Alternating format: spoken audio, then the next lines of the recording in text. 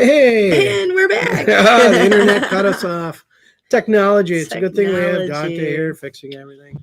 This is why I don't like technology. I like to just work out in the garden and not deal with the airwaves and all that. So we don't have the greatest provider of internet here. Time to upgrade, I think. So, all right, we're down to 2 or 1? Number 1. Number 1. Our number 1 seller. Best seller. Ooh, what do we think it is? Well, we hit a lot of them. I think I know. I think I know what it is.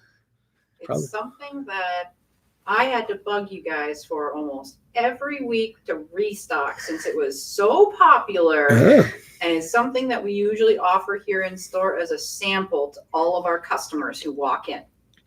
And so this is our hibiscus mint. Everybody's favorite. So, you offer them tea when they walk in, and usually that is what we're serving is hibiscus mint. It's my favorite, so I make it always. I got a few others that are my favorite, but that one will really convert somebody that is not a tea fan. It'll show you like, whoa, this could be really good. So maybe I'll try some of these other ones. Yeah, we get a lot of people that when we offer them tea, they're like, oh, I don't like tea. And then we give them some hibiscus mint, and they're like, oh, this is tea. Oh, wait a minute, I do like tea. So our hibiscus mint, we have our homegrown peppermint in there and our homegrown stevia. And then there's one more plant in there, which is hibiscus. And this year, I just ordered hibiscus seeds of the correct hibiscus that we need for this, for the tea. And we're going to be growing our own hibiscus this year. Oh, wish us luck. We're going to grow it as an annual. Are we going to grow it when we're on vacation down south where it'll grow better? And then every year we got to go back to harvest, right? Sorry, guys, we got to go. We got to go harvest our hibiscus. So we will see how the hibiscus planting goes this year. Right. I think it should grow fine here. It's just not going to have a huge long life, but we what we're harvesting from the hibiscus, when you think of a hibiscus, you think of these big, beautiful flowers, and that is not what we harvest. It's not the flower. That's what I thought we were after, the flower. It's the flower petal, like it's the calyx. So it's the bottom half of the flower that the flower shoots out of. When the flower is done, then we take that little piece. And maybe I've been telling everybody the wrong thing this whole time. Well, and a lot of people do think it's the flower. But it's a part of the flower, and that's what we're harvesting, and that's what is that really tart flavor. Never stop and it gives learning. It that red color. So number 1, hibiscus mint. Woohoo! It's good, hot or cold. Yeah. Oh yeah, wonderful cold too. Next thing we're just going to hit on quick is our classes coming up. Ooh, lots of fun ones. Lots of fun classes. So I'm teaching this weekend. I'm teaching a manifestation class, New Year, New You, how to get what you want in the new year. And then I'm also teaching a candle carving class. So you get to figure out what symbols really mean something to you, what you want to manifest. And then we're going to carve that into a candle. Ooh, that's going to be a fun one. Then you get to burn it. Yeah. And then I'm doing Shape Up Sundays. Woohoo. And this last Sunday, we had to skip it. We were sick. I did not feel good. I tried at home on Saturday to like do some aerobics. I got about 5 minutes into it before I was ready to die. And there was no way I could have like yelled what we're doing on top of that. Class, so we had to push it back one week. Everything back. They gave the procrastinators an extra chance to come sign up. It's going to be a lot of fun. I'm going to join you in those. So we're going to do aerobics. And we have a question. We do have a question. Woohoo. Mr. Lorenzo asks, can you guys speak on your essential oil selection? Some customers might really love to hear about it because my wife really enjoyed making her bubble bath, and Kevin was a great help and very informative. Oh, nice. Excellent. So the essential oils that we provide here, so we don't make our own essential oils. Yeah, we used to, but we can't keep up with the customers. You guys are use them quite a bit. Yeah, so we do have I have made essential oils, but like. So you source them all. They're 100% pure, organic, tested. So you know you're getting a very quality product. And they're pure. They're not cut with no carrier oil or nothing like that. Yep, and they're third-party tested. Yep, third-party tested. So we know that we're getting a high-quality product that are not from a small little company. And there are some essential oils that we don't carry. There's some very, very expensive essential oils out there. Yep. And we try to keep things within reason that we feel like our customers are going to actually spend the money on. I have some people come ask for certain ones, and I'm like, well, I can get it for you, but it might be $200-$300. Yeah, like a little bottle of, like a tiny bottle of sandalwood would be like $70. So yep. I just can't stock that here and have nobody afford to be able to buy them. Yep. So, but we do have a really good array. We have about there's 140 or 50 essential oils. Yeah, we that we sell. We got the most that most people want. Every once in a while, we get somebody that wants a hard one to. Yep, we have a new one. We're now carrying Clary Sage. Clary Sage, which is great for female problems. Yeah. Yep. I don't know. It's part of my cologne, and a lot of people smell my cologne, and then they wanted it. Oh, maybe that's why they put it in a guy cologne, because it's a female one. So like you know. Ooh. So. Clary Sage and cedarwood. Mm-hmm. All right. And then the next classes that we have coming up. So we have the 5 dance classes coming up on Sundays, but then we have our herbal intensive class, which is our 6-month herbal class. Yep. If you want to learn about herbs, this is the one to come take. Yep. This is my 7th year teaching it. So every year gets better. I remember the first year and the second year, like, woo. But it is going to be a 6-month class. We meet every other week, and it's a hands-on class. So if you're in the area, it is a great herbal class to take. You even get a Facebook group where you get to talk to your fellow students, and we're out in the field doing all of our identification. Hands-on, so you can touch the plants, taste them, see what they look like. We do 3 classes of medicine making. So once you've figured out which 10 plants you want to study, you get to go out and see what they look like, harvest them, and then make them into medicines. Make so something it's a great. All right. Oh, we're at our time, huh? Oh. All right. So we are going to get on to our big discussion of the night. Cold and flu. Yep. I think we know a little bit about that. Yes, we were sick. So yes, we caught the Christmas plague. We were just around so many people, and when people are sick, they don't know they're sick sometimes. You're just carrying it. So it really doesn't matter how many precautions you take. Nope. Yeah, you're gonna catch something when you're around that many people. Yeah, try to wash your hands a lot and all that. Especially here, everybody comes in sick looking for something. Yeah. So, and we were about 2 weeks, so we went a normal cycle. But it wasn't.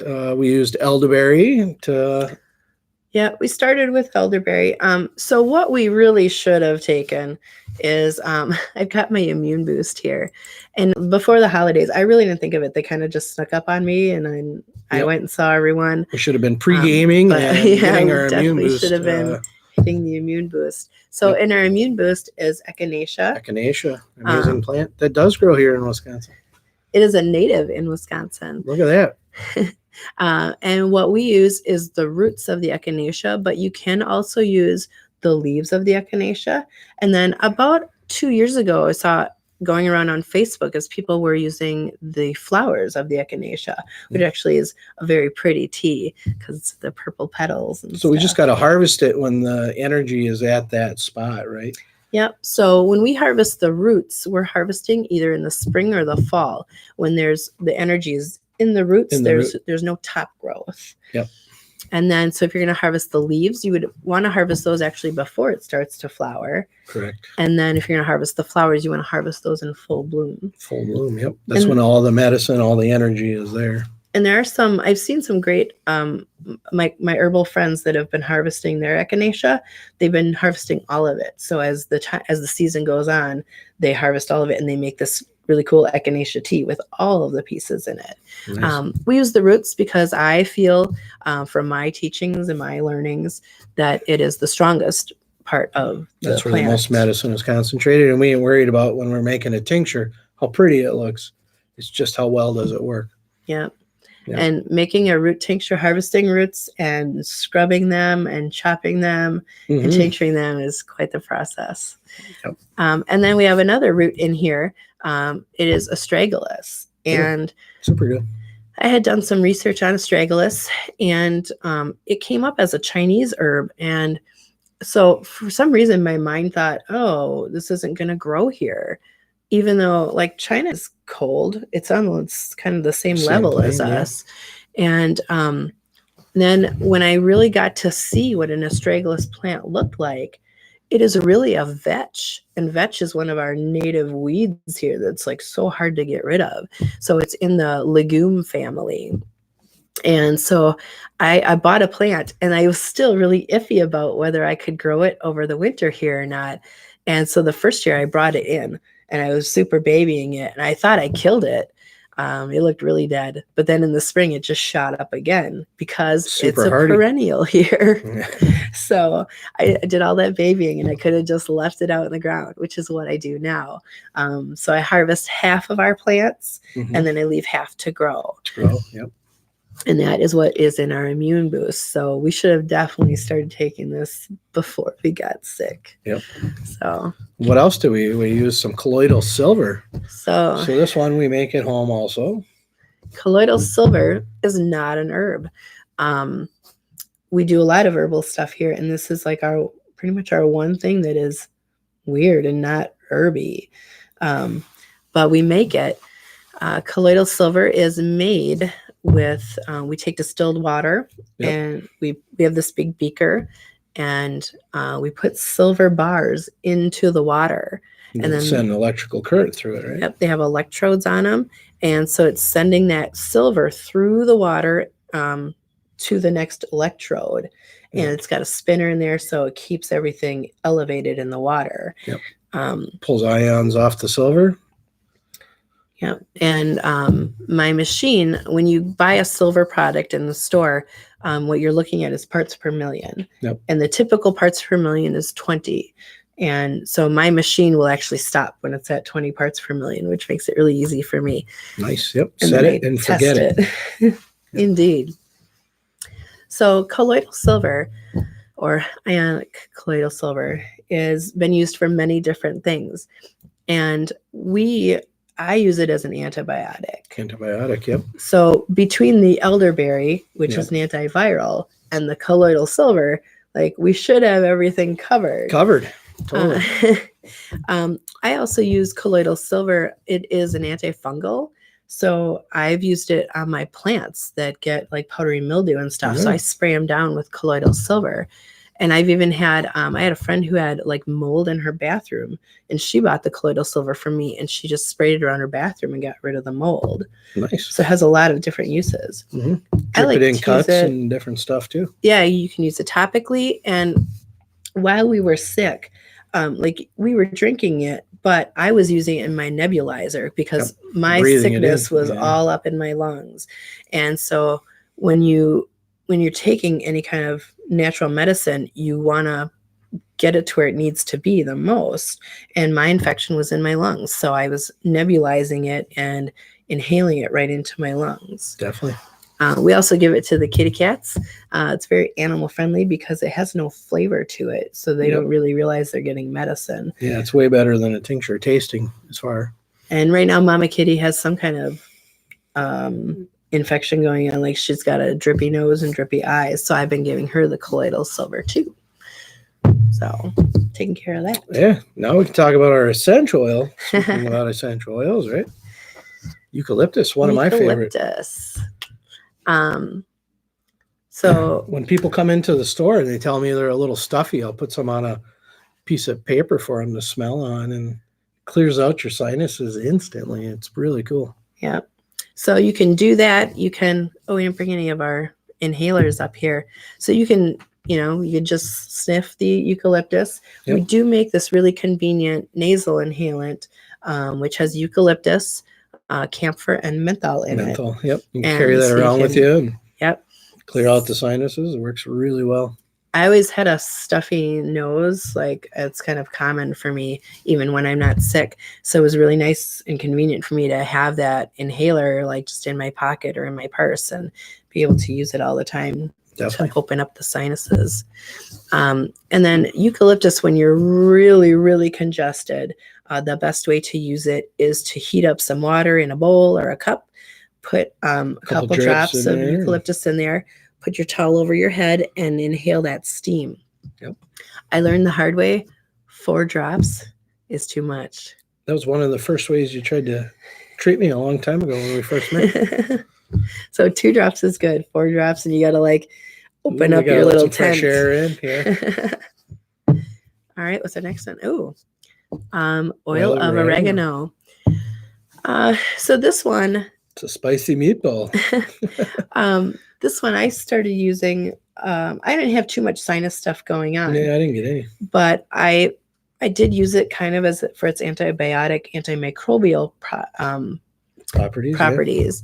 Yeah. Now with oil of oregano, I see a lot on Facebook that people in the essential oil groups will start talking about oregano oil and taking it internally. And the essential oil. So we want to make sure that the public knows about the difference. So oregano oil, which is distilled from oregano, which is the essential oil, you should never put that directly in your mouth. You will know right away that it was a bad idea. Yep, super spicy. And some people do dilute it in a carrier oil, because then they're getting oil of oregano, and it's still very, very, very strong. Hot. You could burn the top of your mouth. The top of your mouth is super sensitive. So. I would not recommend putting oregano essential oil into a carrier oil and using it that way. The way that we make ours is it is an infused oil. So we take the actual plant. Yep, we take oregano leaves, crush them, and put them into olive oil. And that's my base for this. And it is a little spicy, but it's mild. It's palatable. Yeah. It just tastes a little good pizza-y like. Yeah. And you're getting all the good benefits of the plant. You have another question. Are there any good herbs for cats if they seem to be sick or have an upset stomach? Well, catnip is very soothing to cats. Actually, I'm getting a brand new book in, and it's 10 herbs for cat health. So I haven't read this book yet, but I'm as soon as I get it, I'm going to definitely read through it because we have 3 cats. Yeah, we've been using hemp on our cats too to help calm them down, and that would help in some of those issues. Yeah, definitely. So we use the hemp oil, and we have little hemp treats. So that could be a good solution. Yeah. We've made teas for the cats. We trick them and make a tea and put it in their water. They don't know. Yep. So we've had different problems with our cats, so we treat them accordingly. So nettle, I think, was one of them that we were trying on with the cats, right? Yep. I think I tried that with Mama Katie too, with all her congestion and stuff. And we tried the allergies. nettle. Yep, she had allergies. So. Mm-hmm. Which one did you call on a lot? Tastes super good. This was my best friend while I was sick. This is my Breathe Easy tea. And so in here, I've got all good lung herbs. Mm-hmm. And because that was my huge problem, was my coughing and my lungs. And I really should have taken our cough syrup. But I have it all bottled for the public. So I felt like I didn't want to. You don't want to crack something open from the public when we could sell it. But my Breathe Easy tea, I actually made because I have all these herbs at home, so I made a special blend. Yeah, we got a lot of it. We got so much coltsfoot. It was taking over my garden, so I made a blend of coltsfoot and mullein. Yep. And then strengthen up the lungs. When I was sick, and when you were sick too, we had a fever. Yeah. So I had my fever for 2 days. I felt terrible, and I did go to the doctor. And she was like, "Do you have a fever?" And I'm like, "I don't think so." And then she rolled her little magic ball across my head, and she's like, "Oh, 101." I'm like, "Oh, I guess I do have a fever." So what I put in my lung tea that I made personally was elderflower. And so we take elderberry as an antiviral. Yep. But elderflower, which is the flower before it turns into a berry, the elderflower helps reduce the fever, right? Yep, helps you break a fever, so it will get you sweat even more. Oh. It is a diaphoretic. Nice. So, and then we added lemon to it, and it made it taste super good. Oh, fresh lemon. Lemon. Yeah, that was great. Absolutely. I'm trying to think if I had any other herbs in there. Oh, I put peppermint in there. Peppermint is always good to like open everything up, and it makes it taste good. Yep. So, it was a really good tasting tea. I think I have peppermint in this one too, huh?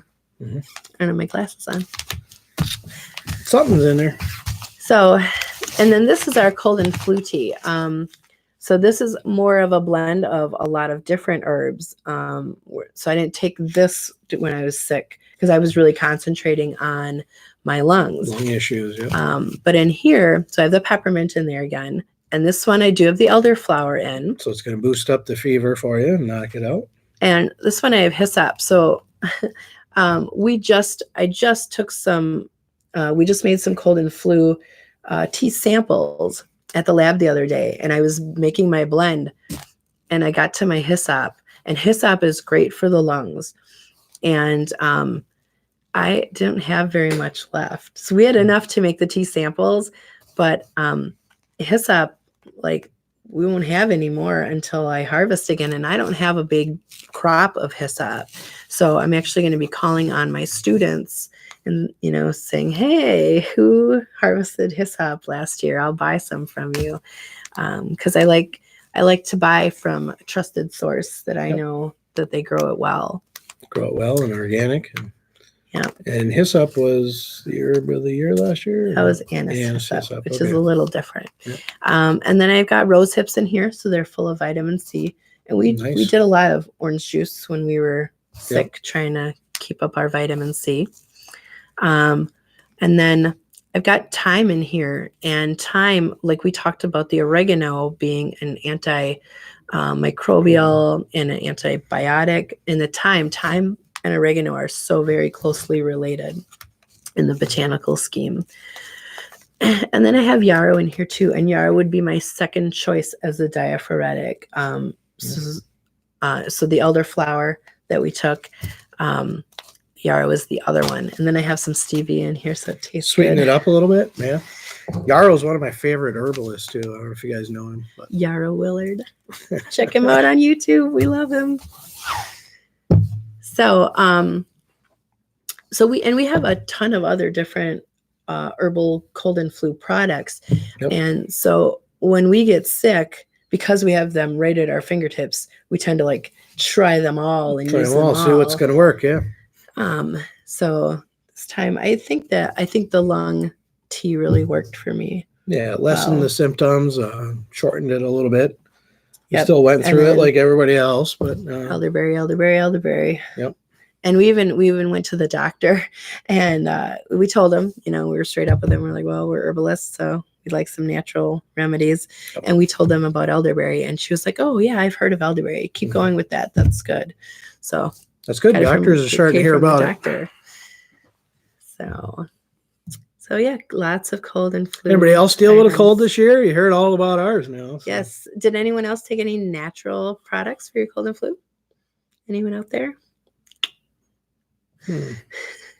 Any favorite stories from 2019? Anything cool happened this year that you can think of? Oh, well. Got some new workers, in the lab. My favorite part of 2019 is I got new workers in the lab and the gardens. So typically it's just me. Yep, and I got some assistants. Yep, I'm always out there with you, harvesting and planting and weeding. And so I got some great girls that are working in the gardens, and now I'm training them in the lab.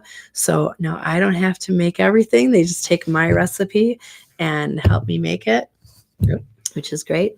So yes, I got help this year. Some of my favorite stories are like times that we had up in Door County. We got to meet a lot of cool people. Oh yeah. This summer, I got to wear my cool Door County clothes. Get to look like a tourist. Yeah. So that was super exciting for us. It was opening our Door County store. Yep. 4 years we waited to get that location. Okay, so we're national here. So anyone who doesn't know about Door County that's living somewhere else in the U.S., Door County is like Wisconsin's playground. Yeah, it's our vacation getaway area. Yep. People come from all over. A lot of people come from the Chicagoland area and even Minnesota. And they have summer houses there. So it is, the whole thing about Door County is you're there to have fun. Yeah. So we did. Yeah. It was great. So we took a pledge this year. Nice. It's from the Natural Ingredient Research Center. And we took our Truth in Labeling pledge. And what it is we've always had this going on and didn't realize it. We just didn't realize it was really a thing. Yeah. So when we found this organization and this is what they do, we were able to partner with them. And so it's just that saying that everything will be labeled correctly on our labels. Yep. And saying what is natural. Now, we are not certified organic. Correct. There's a lot that goes into that. But we do grow everything organically. So on our labels, it will say organic. Well, some of our stuff doesn't say that because I don't think we're allowed to say that. But right. We put homegrown on our stuff. Yep. So you can tell. And I really hope that anyone that's growing herbs or anything, vegetables or anything that goes in your body is growing them organically. I can't no imagine pesticides anything else. Us. So, and like herbs need a pesticide on herbs. So, and we use all our products and we're not going to poison ourselves. So. Yep. And we're not going to poison you. Amazon. Amazon, some more big news. We're working on putting a couple products out on Amazon. So people will be able to either go to our website or go right to Amazon and pick up some. I think we're going to start with a tea maybe. And yeah, probably the Arnica Relief. I think that's a couple really items good that we'll put on there just to see how it goes, see how the national people like our products. I know I shop Amazon a lot. We live out in the country, so it's nice to get stuff delivered right to the house. Right to your door. I got all my kitty litter delivered the other day. That was really nice. Don't have to fight the crowd. Yeah. Yep. Don't have to carry it. So, all right. We don't have any other questions, huh? Awesome. All right. What's our time? We're about there. All right. So make sure everybody subscribes and follows us on YouTube. So right below us should be some links where you can become a subscriber. Once we hit 100 subscribers, the 100th subscriber is going to get a gift card from Aurora's Apothecary. So if you're not local, we'll just get a hold of you and get your information and send it to you. Then you could use it on our website, or if you are local, you could come into the store. Yep. So like and subscribe. Definitely. Yeah. Yep. And then we have a Facebook too. So you can go to our Facebook, check out a lot of our products there, and like videos that we've made. And we do a lot of fun stuff in our store besides just herbal stuff. So, All right. So this is season 1, episode 4. Huh? Yeah. Thanks for joining us, guys, and we'll see you next week, Wednesday at 6:15. Indeed. Thank you. Bye-bye.